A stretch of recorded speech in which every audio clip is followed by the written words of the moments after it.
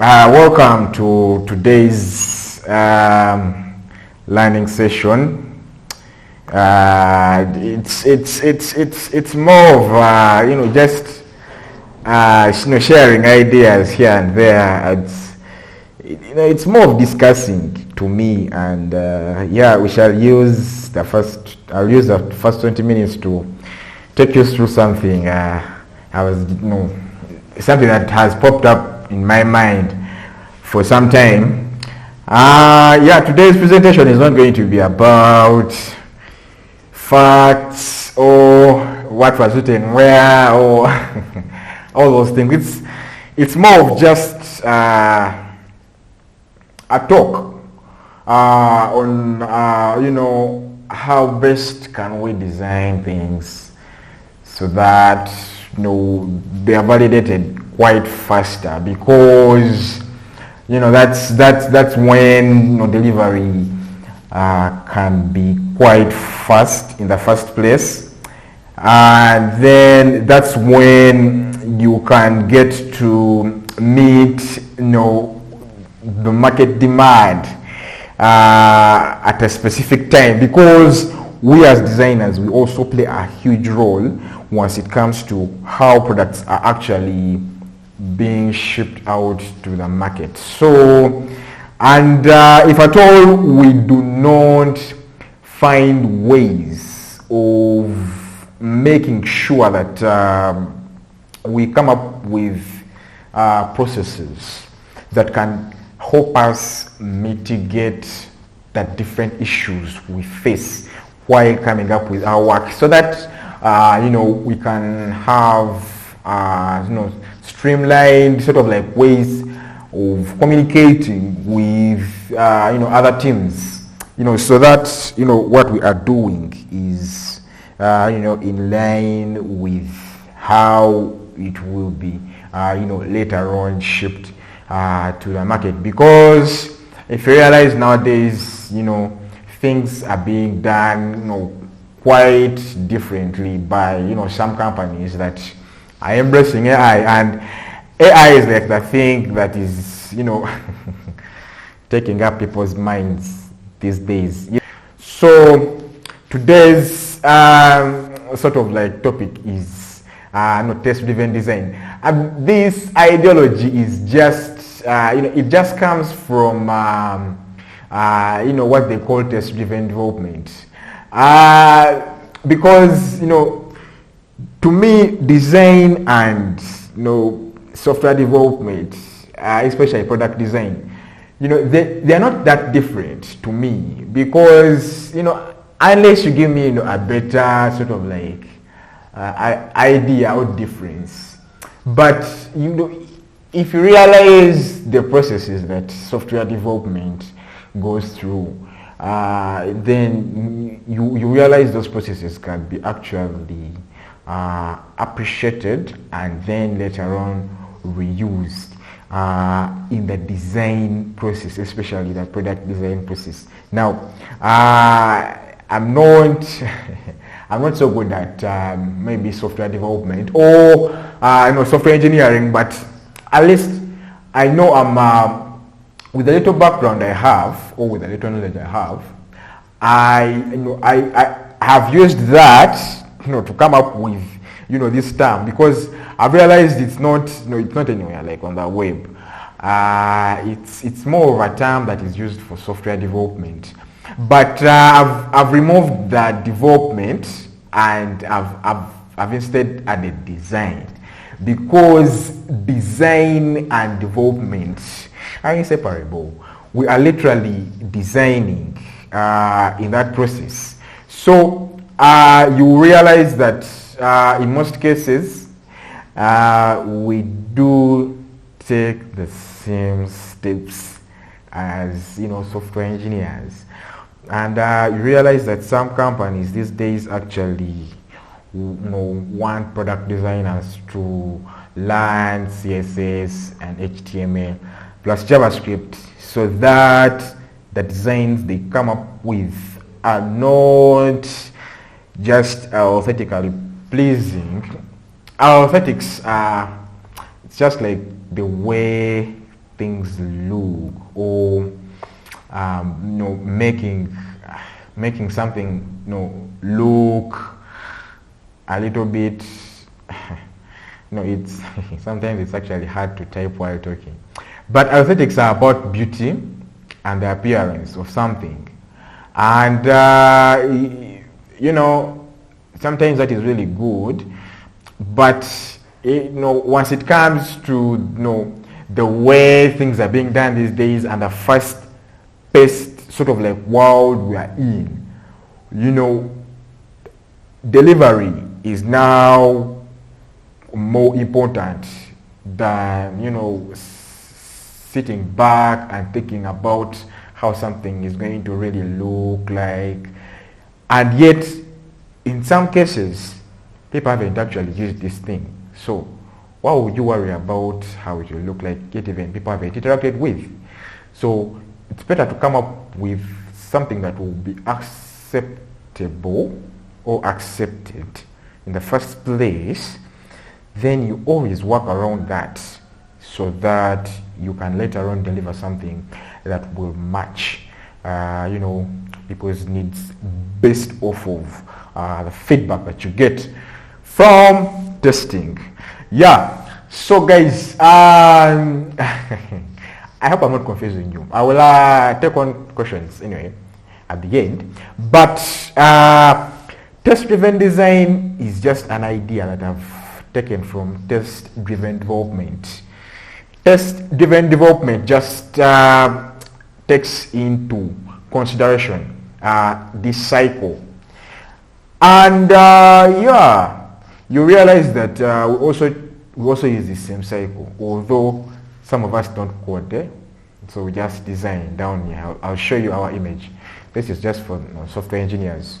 So this is the process they go through, and it's not different from the process we go through, because we also ideate, then later on come up with high fidelity designs that are later on used, and then we get feedback and later on change our designs, which is this area.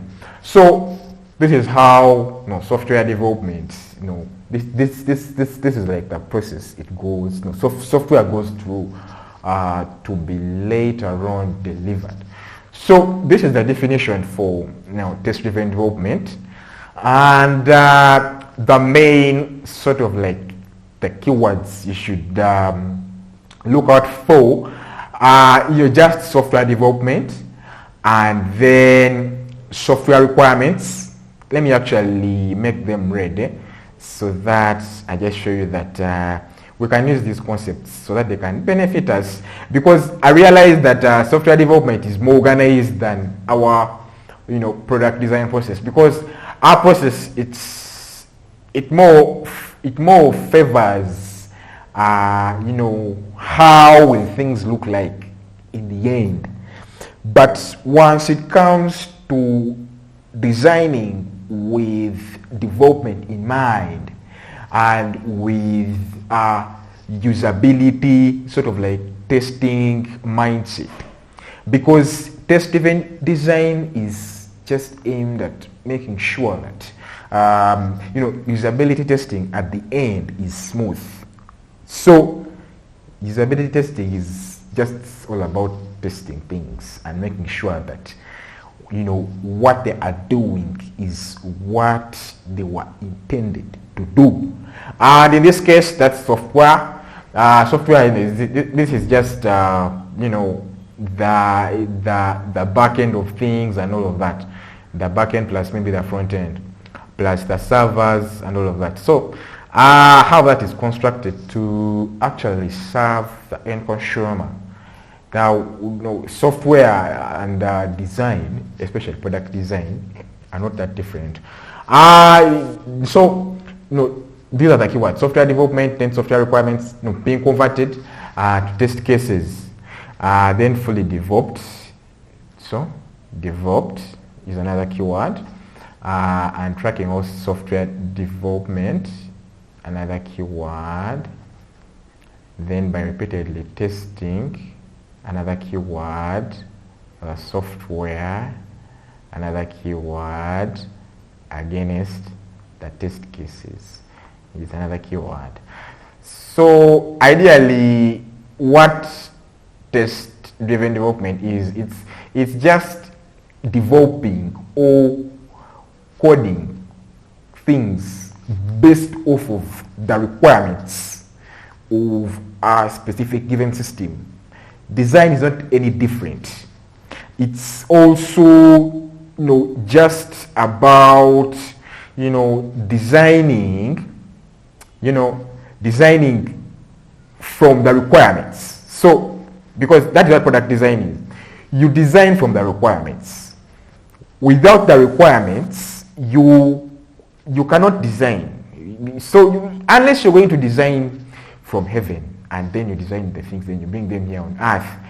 But if at all you're going to design from here for people, then you have to make sure that there are requirements that you're following so that you honor the design process.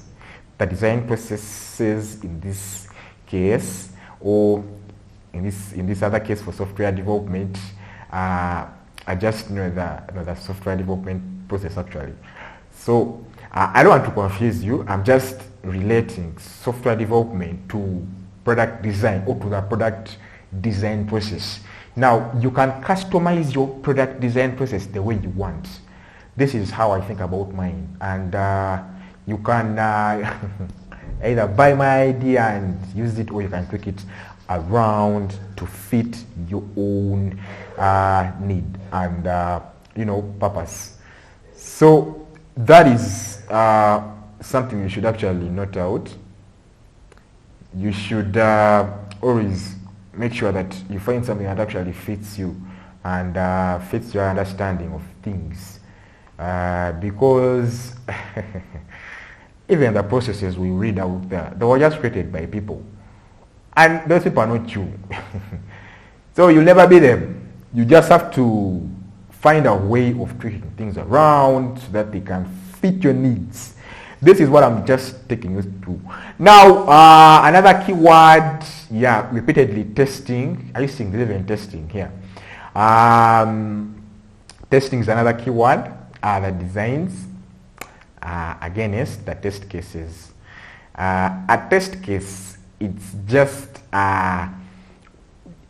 like a kativa. First year in Luganda, we call it like a kativa. It's just like a template. It's just like a process. It's something that you will use. It's like a mold. Yeah, a kativa is a mold. A mold is something that you use to come up with other sort of like things that resemble that mold. So you can use that mold, or you can find something and mold it to act as a test case in a given scenario. Now, the design process is not any different. You do have to design with a mindset of whatever I'm designing will later on be tested. Now, sometimes people will be like, oh, you cannot test designs, you cannot test ABCD because these are just like visuals, they're just like colors. But design is actually not the colors. Color is a standalone property of whatever medium it is. So it is not a design. Color is not a design, but it can be part of a design, or it cannot be part of a design, because there's actually an artist who has ever presented a blank canvas with nothing as their work in a museum, and yet they were actually paid a lot of money. I don't know if you've ever heard of that story, but yeah, you'll find out that color is a complex topic, especially once it comes to psychology. But design is not about color. It's just an aspect of design. Going back to this, I just wanted to show you that product design demands for test cases, which sometimes can be called user flows, because you find out that once you're testing something you have to follow a certain procedure that will help you validate that specific test. Now, testing is actually easy. You can even test a sketch. You can test something in your head and be like, this is not actually valid. That reflective level of action processing is actually called testing. Now, testing can actually happen on different levels. You can test your idea from your head all the way to the point the actual user is actually interacting with your end product. So I want you to embrace testing. Test things in your head. Test things on sketchbooks, wireframes. Test your mid-high fidelity designs, then the high fidelity, then the high fidelity Pro Max designs. Test them. You never know, something might be wrong. Now, I want to actually read this definition for you. It's just a made-up definition, but I copied it. I copied it from this test-driven development sort of like definition, because I think that two are like twin sisters. They are actually inseparable, unless you're going to actually go back to the 18s or the 19s, where design was actually it wasn't actually a main topic. But in such an economy that we're in, a global economy that is highly competitive, every market has got a very high competition. So for you to properly serve your customers, you do have to design experiences that will match their needs, and you have to test these experiences through testing your designs or your user interfaces. So guys, yes, ideally test-driven design is a product design process relying on design requirements being converted to test cases. Another sort of like keyword I actually forgot, but nonetheless, it's a product design process relying on design requirements being converted to test cases before design is fully developed, and tracking all design processes by repeatedly testing the designs against all test cases. So the point is, before you start designing, you have to be having your requirements, and then as you design, you test your design based off of the requirements that you got. So it's just a process. It's not that you've been jailed somewhere and you've been forced to use it. It's just a process. And you'll find out that most software engineers don't actually follow this test-driven development sort of like process, because it calls for actually questioning questioning what you're actually developing or what you're actually coding. Now it's the same thing. Whenever you're designing, always question, ask yourself. And we do have the same process right here. The only thing that changed was it's just I think I missed something right here in my change. Test-driven design. Yes, this should be actually design.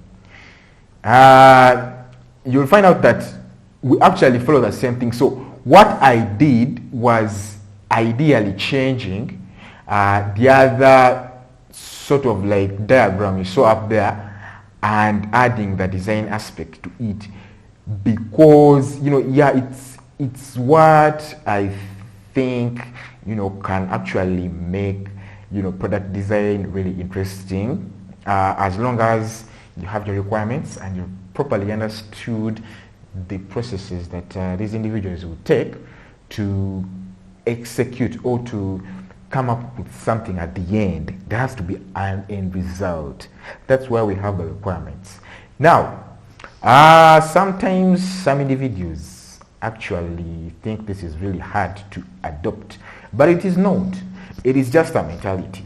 And it really actually favors us designers more than the software engineers, because for them they have to write tests manually, because you find out that sometimes before software is maybe deployed, and it has to be tested. So there are test cases. I think these test cases are actually written down to test specific parts of code before it's later on maybe merged to production branches. So that is it.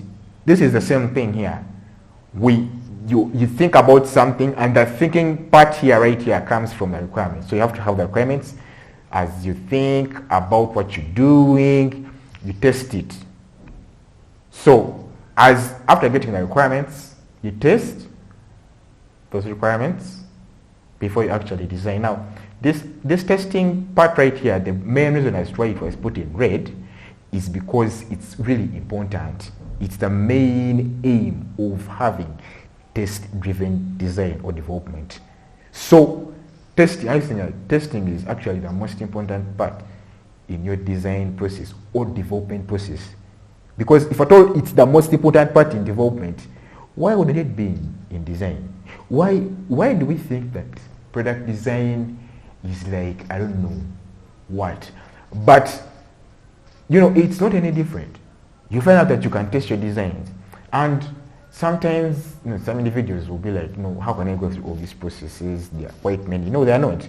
It's the same process that you're going through on a daily basis. By this time round, you can actually organize it to serve you better. So guys, once you give any requirements, think about what you have to do, test, then design. Then you'll be given feedback, then you have to redesign or design again. Then you have to think about whatever you're designing. So to me, it's it's like the same thing. It's the same thing that happens up here. Just because software engineers actually use code instead of using designs just like we do. But you'll find out that if you give it some thought, it's actually the same thing. You'll find out that yes, it's something you just have to think about. That's all. You think about it in a way that will support the people that will actually develop your designs. So test-driven design is just meant to actually give a hand to developers, or it's a way of understanding the pain that developers go through to actually bring our designs to life before they're actually taken to the market. So think about it like that. It's actually the same thing. Now, a test case is this is still in software development.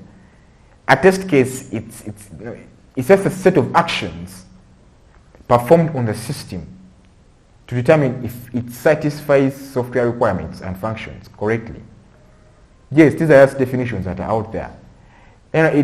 We are just testing to see if the software requirements are actually met.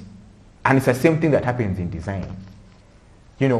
We are just testing to see if the design requirements, the design requirements you got from that specific individual that wants this specific design, it's a thing that is needed or wanted, a thing that is compulsory, a necessary condition. So you don't just come up with a design. What's this? You need to have a necessary condition. I think this is like the word that really stands out. the most in this definition. You might think I'm actually making up these things, but I'm not. These things actually exist. And there are requirements everywhere. And where there's software, you just have to add design because there's a diffusion. So yes, it's the same thing. We just test to see if the design requirements are met. Now I know there are cases where they don't give you the design requirements. But as a designer, you have to fall back and get to understand that this is crucial and that you have to have it.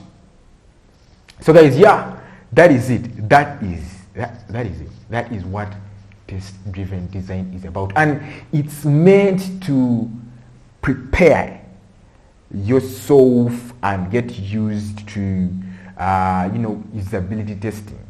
Usability testing is, just like I told you, it's more of finding out if something serves its required purpose. And sometimes some people will be like, no, it's the design we want. We don't care about these other things. Just give us the design. But hey, come on. These things really matter. You get? So, usability testing refers to evaluating a product or service by testing it with representative users. Now, in this case, in this scenario, you are the representative user. It starts with you because bringing representative users will cost you some money. That means you have to prepare for real usability tests, which is a bit costly and it takes time. And sometimes it will involve the software development team, the marketing team.